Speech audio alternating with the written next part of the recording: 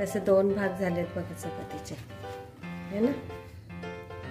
तर ज्यांना अशी पुडाच्या चपात्या लाटायला जमत नाही, वेड्या वाकड्या येतात, तर त्यांनी अशा चपात्या करू शकतात। मी हे पीठ मळून घेतलं, याच्यात काही टाकलेलं नाही, तेल नाही, मीठ नाही किंवा काही नाही, आपलं साधं मळून घेतलंय। आता हे मी जरा 15 ते 20 मिनिटं असंच ठेवणार आहे झाकून, आणि आपल्याला 20 मिनिटाने चपात्या करायच्या। सुनीताच रेसिपीजला सबस्क्राईब करा आणि सकाळ संध्याकाळच्या स्वयंपाकाचं टेन्शन घालवा, आणि हो, बेल बटन दाबायला 20 मिनिटं झालेले आहेत। आता आपल्याला बिना पुडाच्या चपात्या कशा करायच्या ते मी तुम्हाला दाखवते। एक साधा असा गोळा घ्यायचा आहे,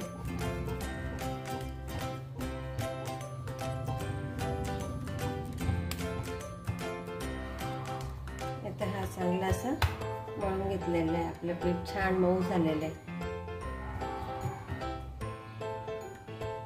आता फक्त आपल्याला हे गोल गोल असं फिरवत जायचं आणि थोडं थोडं असं मोठं करत जायचं।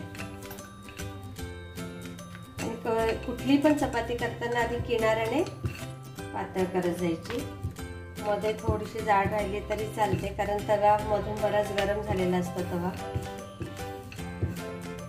कशी छान झाली आहे ना आपली चपाती। तर तवा छान तापलेला आहे, तर आधी ही अशी टाकली चपाती आपण तव्यावर, गॅस फुलच ठेवलाय। एका बाजूने असं जरा व्यवस्थित शेकून घ्यायची,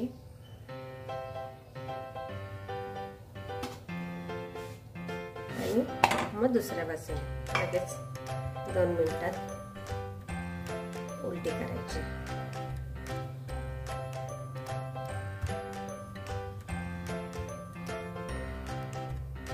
बघा आता याच्यावर असे थोडे थोडे असे उमटले ना, वर वर आले, फुगे फुगे आलेले। पण आता परत उलट करूया आणि पूर्ण अशी शेकून घ्यायची चारी बाजूने। बघा कशी छान फुगली ना चपाती।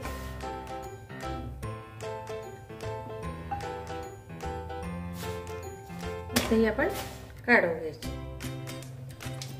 अशाच पद्धतीने दुसरी चपाती। बघा तुम्हाला ही चपाती थोडीशी अशी मोडून दाखवते, तसे 2 भाग झालेत बघा चपातीचे, है ना। तर ज्यांना अशी पुडाच्या चपात्या लाटायला जमत नाही, वेड्या वाकड्या येतात, तर त्यांनी अशा चपात्या करू शकतात। तुम्ही बघू शकता पीठ कसं मळलं ते, हे बघा जास्त पातळ नाही, जास्त घट्ट नाही, आणि 20 मिनिटं आपण ठेवलंय ना, त्यामुळे तसे छान सॉफ्ट झाले, मुरलंय मस्त, है ना। असं नुसतं दाबून बघा, अलगद दाबते मी, है ना। अशा पद्धतीने पीठ मळायचं। आणि हे चपाती भाजण्यासाठी हा रात्रीचा कालचा जो आपला रुमाल होता ना, तो रुमाल घेतलाय मी शेकायला, आणि चपात्यांमध्ये मी आता दुसरा रुमाल घातलाय। बघा चपात्यांमध्ये मी दुसरा घातला, आणि हा कालचा रुमाल मी आता चपाती शेकायला घेतला। म्हणजे काय होतं, हा जर लगेच आपल्याला धुवायला टाकता येतं। हे बघ कशी छान चपात्या तयार झाल्यात, एकदम मऊ।